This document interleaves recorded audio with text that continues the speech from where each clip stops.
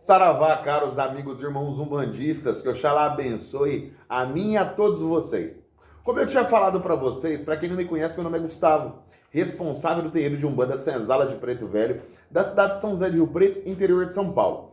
Eu vou pedir um pouco de paciência para vocês, esse é o primeiro vídeo que nós estamos fazendo aqui, então, e muitas das vezes a equipe técnica e nós mesmos não estamos acostumados com isso. Mas vamos lá. Hoje nós vamos começar um trabalho diferente, entrevistando determinados sacerdotes aqui da região de São José de Rio Preto, entendeu? E o primeiro a ser entrevistado é meu grande amigo e irmão Wellington. Wellington, se apresente.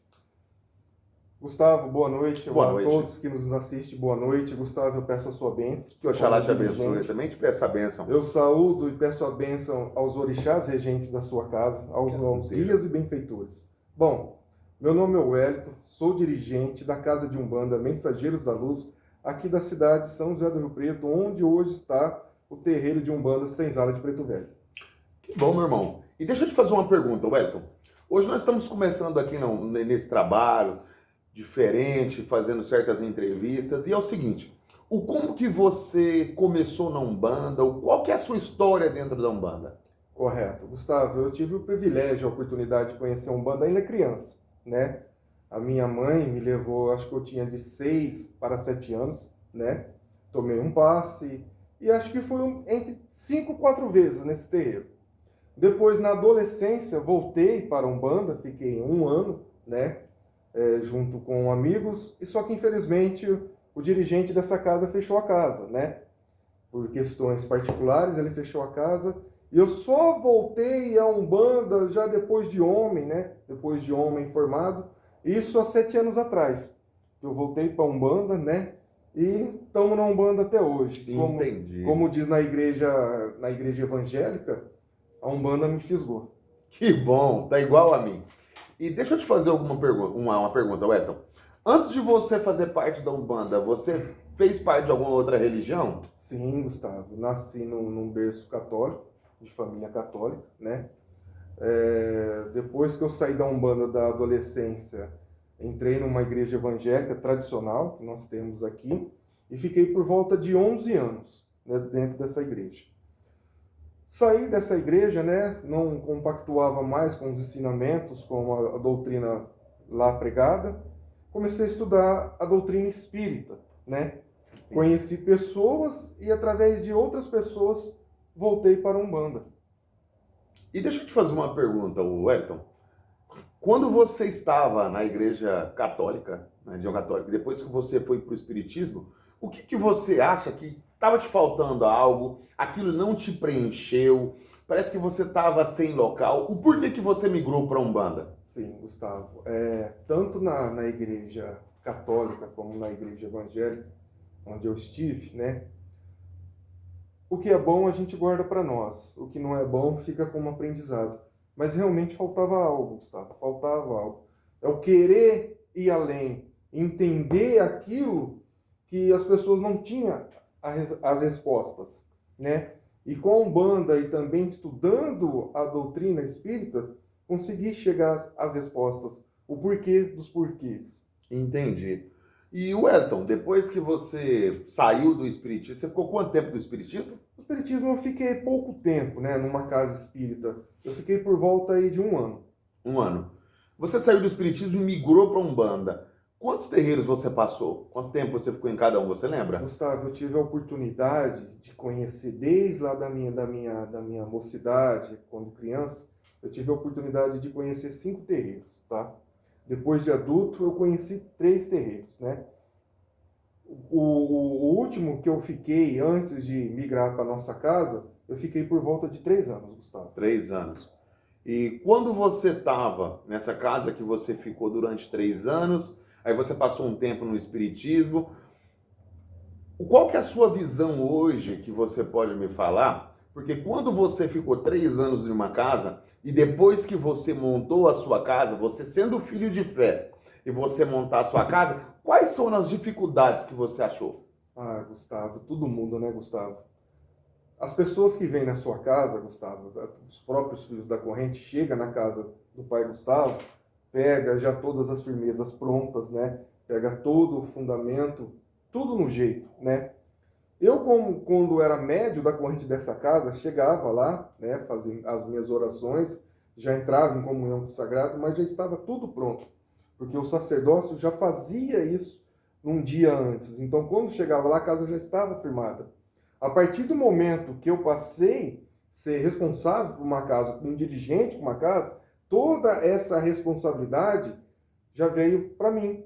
Então, hoje na nossa casa, chego por volta de 2 horas e meia, 3 horas antes, faço todas as firmezas antes dos filhos chegarem, para depois começar a chegar a consulência.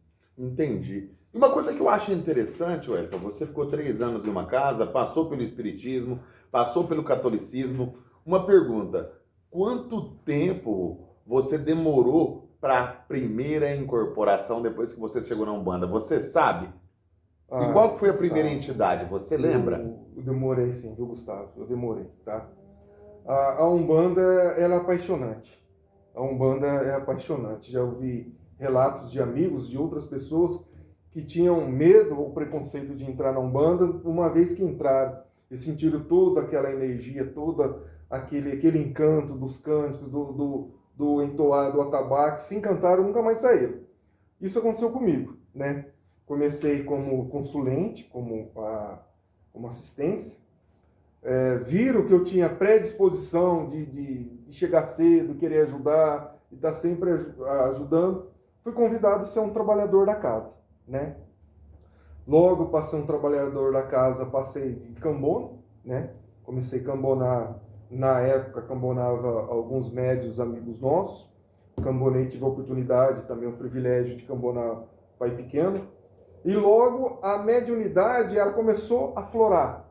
Era uma coisa que eu não sabia explicar. A perna tremia, a mão suava, o corpo tremia, até que um dia veio a revelação, falou, olha, você tem mediunidade e seria importante você começar a trabalhar com a sua mediunidade, começar a desenvolver.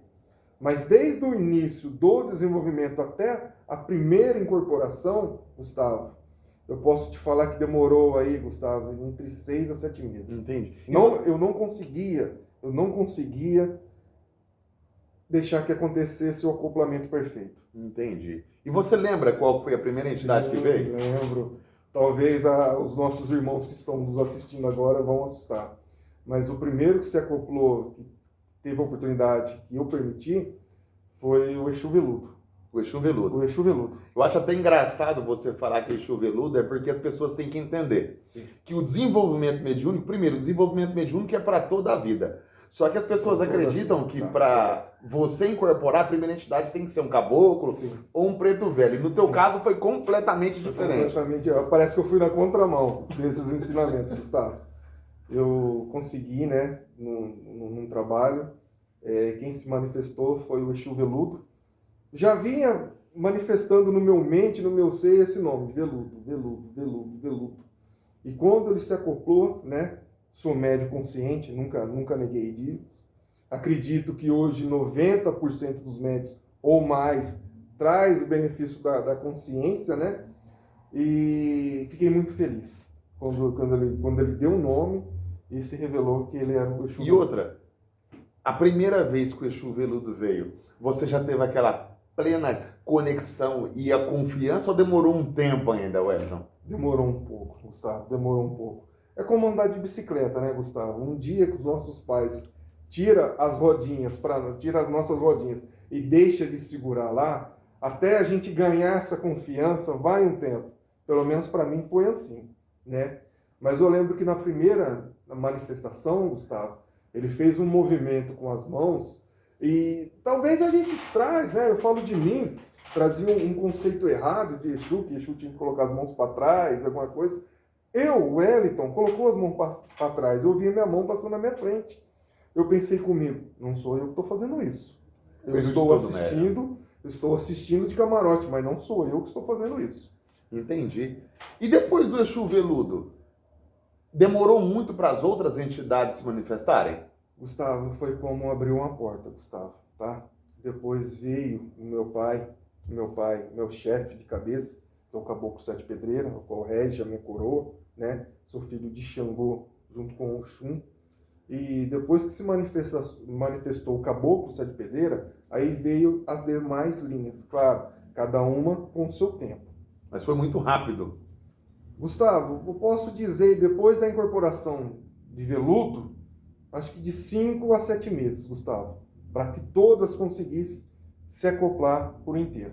Porque muitas pessoas entendem o seguinte, essa é a minha visão. Certo. É diferente a pessoa que tem uma missão sacerdotal de uma pessoa que não tem uma missão sacerdotal. Numa grande maioria das vezes, eu não sei qual que é a tua visão, gostaria até de saber, quando uma pessoa tem uma missão sacerdotal, e muitas das vezes ele precisa de começar um trabalho, de certa forma, rápido. Então as entidades vêm, não tem muito tempo para ficar... Entendi, Gustavo. Como eu disse, nós somos indivíduos, né? Não existe uma regra, um padrão. Então não existe a espiritualidade, por mais correta e sábia e justa que ela não é como a matemática. A matemática é exata. Se nós fizermos uma conta aqui, se nós dois acertarmos, o resultado vai ser o mesmo, tá? Matemática é exata e é universal. Eu vejo que a espiritualidade, ela vai de acordo com o indivíduo, de acordo com a evolução do indivíduo, de acordo com a necessidade e também da preparação desse indivíduo, Gustavo. Entendi.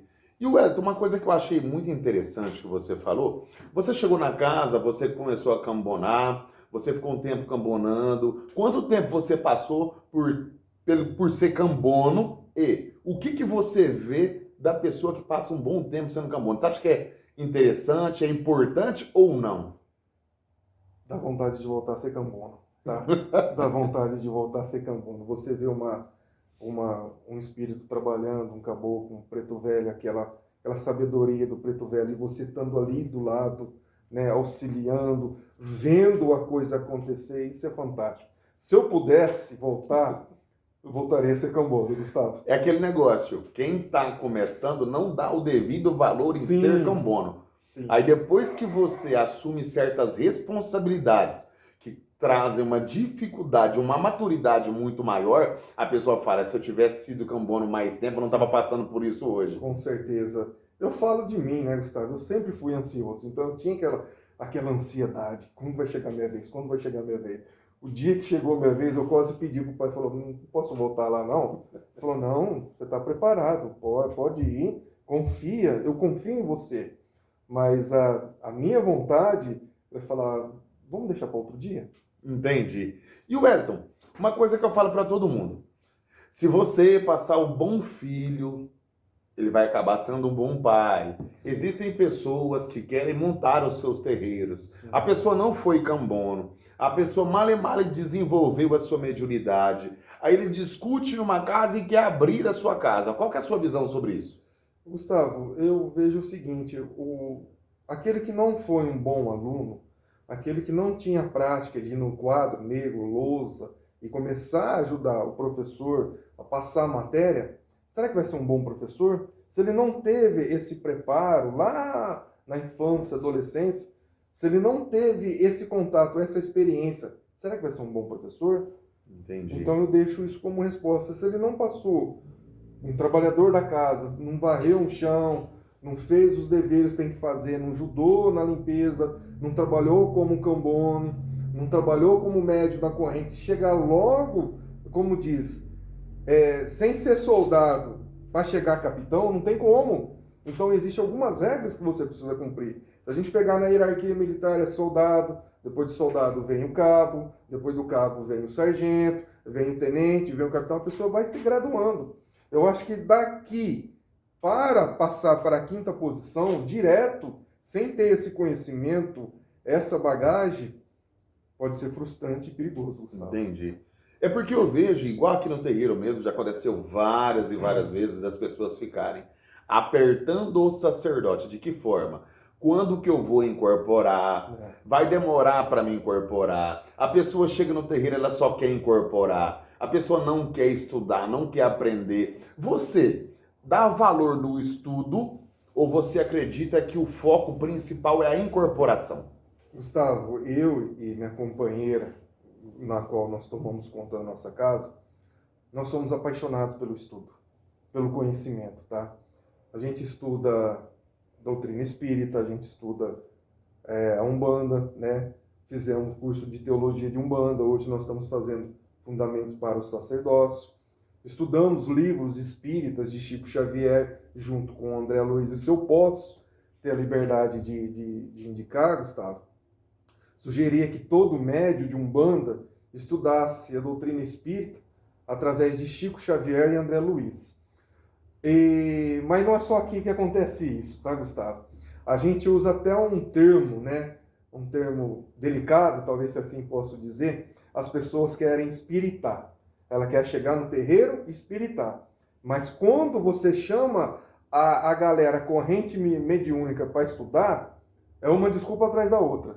Quando você pede, fala, ó, eu preciso que vocês leiam esse livro para depois, lá na frente, a gente debater, aparecem todas as desculpas, menos a verdade.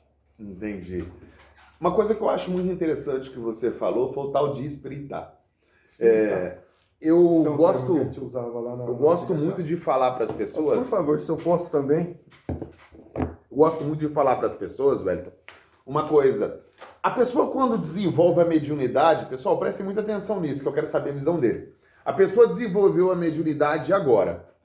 Aí ela está incorporando o seu caboclo, o seu Exu, ou a entidade que for. A primeira coisa que ela faz é, vai no churrasco, eu vou incorporar para dar consulta, para ajudar, para fazer uma coisa e outra, e normalmente nunca vem um preto velho nesses atendimentos. É só o Exu chamando a atenção de todo mundo. Qual que é a visão que você tem disso? Gustavo, é difícil responder essa pergunta, tá? Mas vamos pensar, vamos usar o raciocínio. Qual que seria a intenção de vir um Exu, uma senhora pombogira, depois de um churrasco que você consumiu bebida alcoólica, talvez, que você fez uso da carne vermelha, que talvez aquela energia daquelas pessoas, eu não sei, mas qual seria a intenção de vir um Exu para dar conselho, né? Eu até vou pegar carona no vídeo que você fez e eu assisti, tá, Gustavo? Vou usar as tuas palavras. Será que realmente é Exu que está ali? Porque numa casa, como, né, foi explicado por você muito bem, a casa ela tem toda uma preparação, tem todo um fundamento, tem todo um alicerce.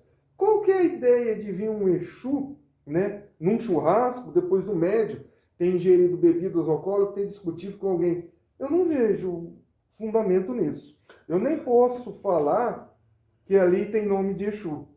Talvez pode ter algum espírito zombeteiro, encrenqueiro, sei lá o nome que queiram dar, quiumba talvez, mas acho que Exu não se preza esse papelão não. Porque eu acho interessante você falar disso, porque as pessoas têm uma falsa visão e ilusão do seguinte. O meu Exu, primeiro é o meu Exu, né? Parece que a pessoa foi no cartório e passou o Exu pro nome. O Exu não é seu, não é propriedade sua. E a segunda coisa, as pessoas chegam e falam assim, não, eu vou lá naquele churrasco, o meu Exu quer falar, o meu Exu quer chegar, uma coisa e outra. Sendo que a pessoa tem 6 meses. Qual que é a visão que você tem também, que muitas pessoas que estão, nem incorporaram todas as suas entidades, têm firmadas, ela escuta, ela psicografa, ela dá passe, ela é um Chico Xavier, que todo mundo vê. Chega filho meu aqui com 2 meses, ele não sabe nem sentir uma energia. Eu tô vendo um espírito. Lá em casa eu vi um espírito, aí eu falo, gente, mas eu tô com 10 anos de Umbanda e eu não consigo ver igual esse pessoal.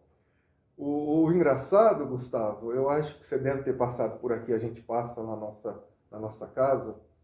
Médium, para segurar uma incorporação, para sustentar uma incorporação, não consegue 3 minutos. Mas vai num churrasco, incorpora e fica 4 horas dando palestra, dando treinamento lá. Eu não consigo entender umas coisas dessa. Será que a casa está errada? Não, não está errada. Porque ali, quando incorpora na casa, realmente é entidade do benfeitor, só que o médium, ele não trouxe a preparação. E lá fora dos círculos espirituais, da proteção, a porta está aberta, Gustavo. Vai entrar aquele que for mais para frente, vai entrar nessa porta e só Deus sabe o que vai acontecer, Gustavo. Uma coisa que eu falo, em nome do meu mestre pai Joaquim de Aruanda, a benção, meu pai. Eu deixo uma coisa muito bem falada aqui no Terreiro Senzala de Preto Velho, antes de começarmos os trabalhos. Aqui só vai descer se for um espírito de luz. Já aconteceu diversas e diversas vezes de nego chegar aqui e não dar conta de incorporar. Sim, acredito. Não dá conta, o cara treme do lado. Ah, mas eu não tô sentindo. É que você não tá sentindo. Na grande maioria das vezes, as pessoas têm medo de mim, porque falam, você é grosso, você é isso e aquilo, mas é porque eu tento levar a Umbanda de uma forma correta na minha visão, pregando sempre a paz, o amor e a caridade. Correto, Gustavo. Você acredita que hoje essa pegada de paz, amor e a caridade está prevalecendo dentro da Umbanda?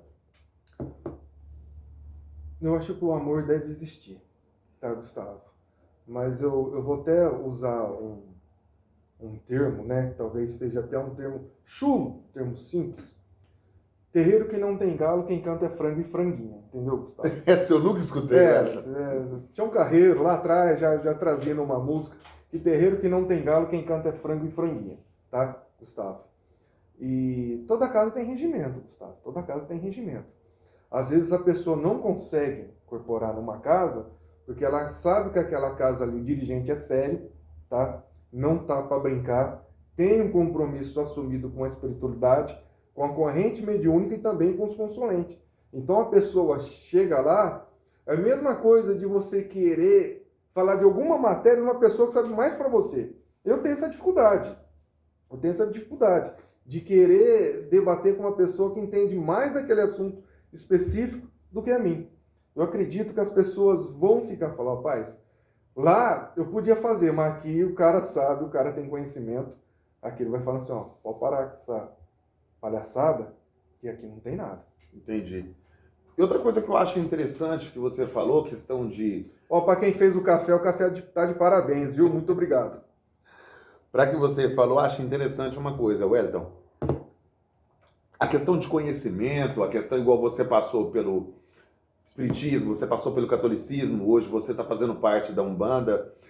Você acredita que é saudável essa mistura de diversas religiões que todo mundo está colocando dentro da Umbanda, porque dentro da Umbanda tudo pode. Não, na Umbanda, se você chegar incorporando saci, qualquer coisa pode, dentro da Umbanda pode. Porque aí você vê o seguinte, a Umbanda nós temos o catolicismo, na Umbanda nós temos o espiritismo, na Umbanda nós temos a religião católica. Eles estão... O pessoal aqui tá até rindo, a gente da sua colocação aí, Gustavo. Mas pessoal, hoje você chega nos terreiros, o pessoal chega, eu já vi, inclusive meu pai Márcio Caim, ele fez um vídeo falando Sim. Que o cara pegou, chegou lá no terreiro, eu queria saber até a sua visão. Era uma gíria de Ogum. Aí era uma gíria de Ogum, uma pessoa foi, incorporou um falangeiro de Ogum. Aí o outro chegou, a hora que ele chegou lá, o cara tava de 4 pés, falando que ele não tinha toda a evolução para incorporar, ele é o cavalo de Ogum. Aí chegou o pai de santo, montou nele, você entendeu? Porque ele não tinha todo aquele preparo ainda. Você acha que tá certo isso? O pai de santo montar no filho de fé e um relinchar? Isso não é brincadeira, pessoal. Irmão, vamos imaginar a cena, né? Os nossos assistentes técnicos aqui gostaram, mas isso é sério, eu assisti esse vídeo do pai Marcos, tá? Vamos imaginar a cena, se não for ridículo, eu não sei o que pode ser, Gustavo, tá? Não conheço a casa, não conheço o dirigente, não conheço o médico, mas vamos pensar assim, um animal. Será que os chakras dele é compatível com os chakras do ser humano para o acoplamento? Eu acredito que não. Também. Eu acredito que não, tá? Eu acredito que não. Então, Gustavo, o que eu posso falar para você? Eu acredito que não é possível, Gustavo, tá? Fazer tal façanha como nós ouvimos no relato do pai Marcos. Eu vou até fazer uma pergunta aqui para você, que de repente vocês acham que é engraçado, mas pessoal, isso acontece muito, infelizmente. De repente vocês vão falar assim, o Gustavo tá de brincadeira falando uma coisa dessa, mas acontece. A pessoa incorpora o Exu sapo, aí ele põe os 4 pés e sai pulando igual o sapo. A pessoa incorpora o Exu cobra, aí ele incorpora e sai. O Exu coruja, ele pia, o Exu gato preto, ele mia, e assim vai. Daqui o Exu urubu, ele sai batendo asa. Qual é a tua visão sobre isso? Isso existe, Wellington? Eu já tive a oportunidade de ver. E o Exu morcego sai batendo asa. Eu já tive a oportunidade de ver um médium que trabalhava, se dizia trabalhar com cobre, e quando manifestou, ele saiu se arrastando assim pelo chão. E já tive a oportunidade de ver um médium que disse que trabalhava com o Exu Pantera Negra. E quando chegou o Exu Pantera Negra, ele fez todos os gestos, né, de uma pantera. Eu fico pensando, cara, perdão, com a forma correta, o Exu que se manifesta, né, que eu tenho a oportunidade, o privilégio, ele vem tão quietinho, será que ele tá faixa branca aí, comparado com os outros que já é faixa preta? Entendi. Então, eu acho que isso está na cabeça do médium. Está na cabeça do médium. Eu acho que a espiritualidade, primeiro, que todos os guardiões estão anos-luz na nossa frente em evolução. Então, isso é um médium que acaba pulando na frente e fazendo umas barbaridades. Imagina se vir um Exu Tubarão, o que vai acontecer então? Vai ser engolindo todo mundo dentro. Só pode. Aí uma coisa que eu falo para você é o seguinte, que nós havíamos conversado logo no início do nosso vídeo. O que é? Estudo. Conheças a verdade te libertará. O que é a verdade? Nada mais é do que conhecimento. Sim. Então, se você estuda certas literaturas, que tem muitas pessoas que, são fundamentais para a nossa religião, as pessoas começam a ter um entendimento que certos absurdos dentro de um terreiro de Umbanda não existe. O porquê que determinadas casas sérias normalmente tem poucas pessoas, porque não existe oba-oba, não existe brincadeira. Existe a manifestação ou a incorporação de um espírito para a caridade. Então, aquela casa que, essa é a minha visão, gostaria de saber a sua. Aquela casa que tudo pode, está cheio. Porque, infelizmente, as pessoas nos dias atuais não estão preparadas para o não. Sempre é o sim, tudo pode. Quando chega um sacerdote que fala não pode, não é assim, vamos repensar para falar alguma coisa, aí a pessoa sai. Qual que é a sua visão sobre isso? Eu compactuo da ideia, Gustavo, que quanto mais estudo tiver os dirigentes, a corrente mediúnica, mais trabalhadores de luz, tá, virão para essa casa. A gente sempre prezou pela qualidade, não pela quantidade. Eu acredito que você também compactua com isso, né? Existem alguns centros que nós fomos conhecer e que a manifestação do estudo, do conhecimento, da sabedoria é tão grande, Gustavo, que a gente tem vontade de voltar lá para aprender. Mesmo você como um dirigente, você quer voltar naquela casa para aprender, porque a quantidade de estudo é fantástica e tudo pautada no Evangelho de Jesus. Quando eu digo o Evangelho de Jesus, eu não falo somente do livro chamado Bíblia, tá? Do Evangelho de Jesus, os ensinamentos, usou os seus benfeitores, seus trabalhadores para escrever toda a sua obra, é pautada no Evangelho, é pautada na seara de Jesus. Quando você vai num lugar assim, você tem vontade de voltar. Agora, quando você vai num lugar que é oba-oba, tudo pode, parece que um quer sair mais na foto do que o outro, será que você vai ter vontade de voltar? Se você compactua com uma coisa séria, porque nós acreditamos, conforme foi revelado, a Umbanda, o patrono da Umbanda é Mestre Jesus, que chegou ao Espírito, né, o nosso caboclo da Sete Encruzilhadas, e ditou a Umbanda. Então, olha de quem que é o nosso patrono. Nós estamos falando de Jesus. Nós estamos falando da seara do nosso Salvador. Então, a coisa tem que ser séria, sim. Nós temos compromisso. Sem contar, Wellington, não te cortando, que eu não sei se você viu aquele filme do Divaldo. Eu achei aquele filme perfeito. Fantástico. Quem nunca assistiu, assiste o filme Divaldo Franco. Divaldo, Mensageiros da Paz, da Luz. Da Luz? Da Luz. Por quê, Gustavo? Pessoal, o negócio foi o seguinte, não tenho nada para falar do Divaldo, é um ótimo médium, uma pessoa maravilhosa. Só que no início ele quis mostrar uma coisa muito interessante. A pessoa ele não tinha conhecimento e foi querer dar palestra no centro espírita. Ele ia passar vergonha. Sorte dele que existia um benfeitor ali que falou, ó, hoje eu vou te auxiliar. E auxiliou. E depois ele quis assumir esse mérito, essa coisa grandiosa.